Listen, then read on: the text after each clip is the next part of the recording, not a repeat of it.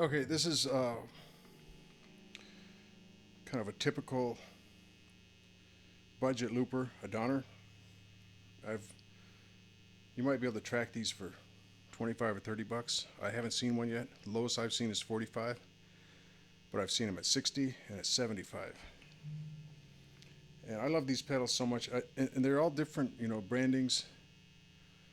But I think it's basically the same pedal made in the same factory, and the price just keeps going down. Although the one I got for 45 is now like 70 or something. It was on some kind of sale. So I have a Retrovision monoprice Retrovision guitar and a monoprice 611 800 solid state amp, 40 watts on the drive channel, about just about 12 o'clock with the volume about 2 o'clock. I'm on the neck position. Here's the center position.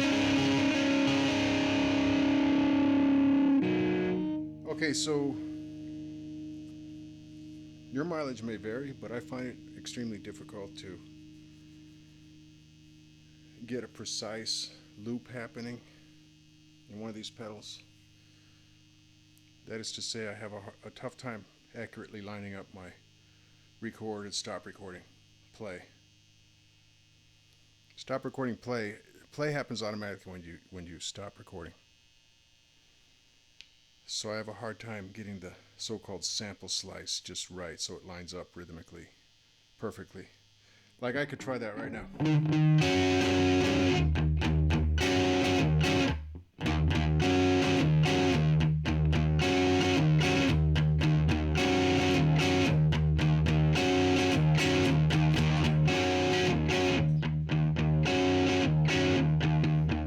You see, it's a little bit off, right? So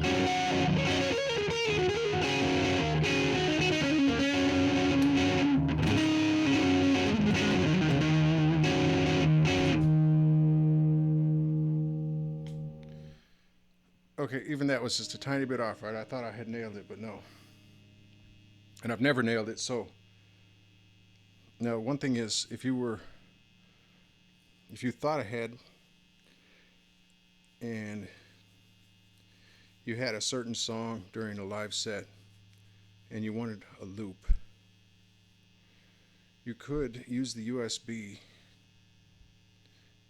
connection on this thing with your computer and load in a loop that had the correct timing, right? And then you basically, I'm not sure how that would work out.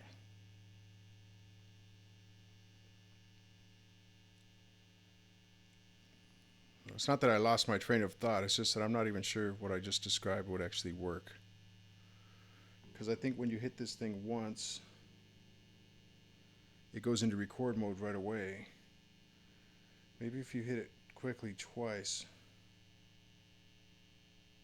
it would go into playback mode. Okay, and the reason I don't know these things is because I've kind of forgotten about all of that potential functionality. I think you might want a different pedal for that. That is to say, something that loads up precise loops that fit the tempo of what you're doing, and they fit perfectly in a little chunk of time, and repeat at in sync with what's going on with the rest of the song. If that makes any sense. So what I do use these pedals for is, okay, being in say a solo mode, solo mode. We hit record. Okay, we're just riffing around.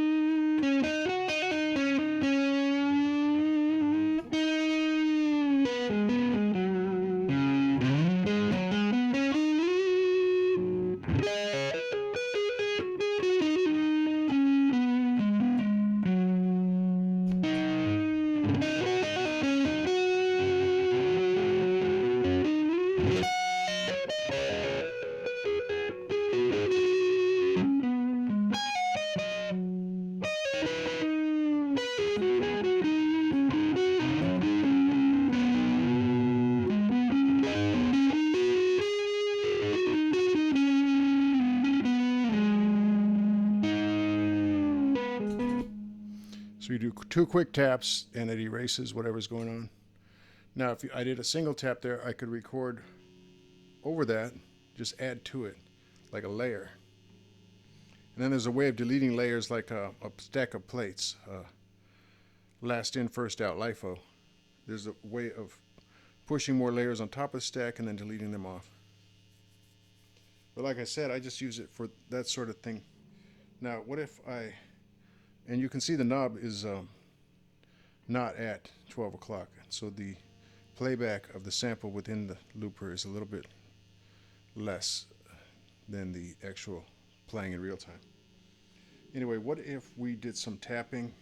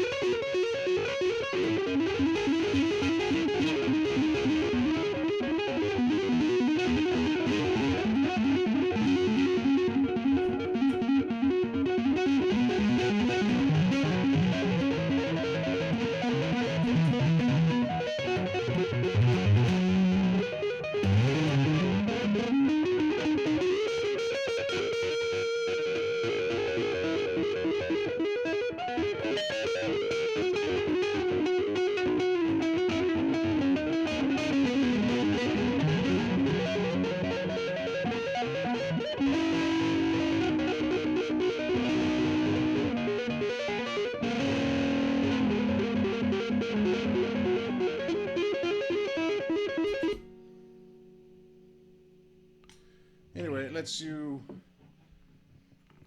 harmonize with yourself.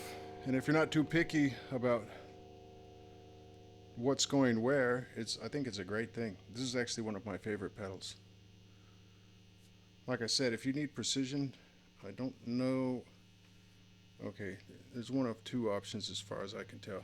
Either I don't really know how to use this thing with precision, or it's just extremely difficult to use it with precision. I don't know what the answer is. So off the top of my head, just in my experience, precision seems difficult. You know, lining up those start and end times just so exactly, with exactitude.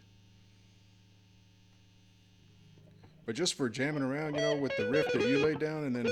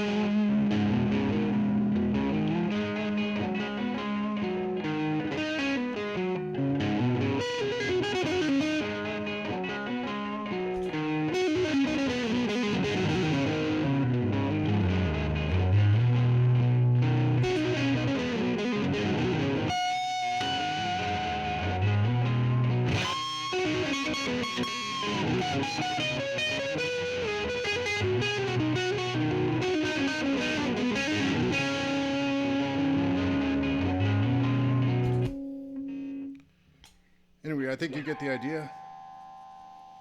Like I said, this is one of my favorite pedals. I think, too, if you want more exactitude, I think that there are more expensive pedals that can help you frame, quote unquote, your sample into the groove better. But just for kind of riffing around and creating a spacey atmosphere, these things are great just the way they are.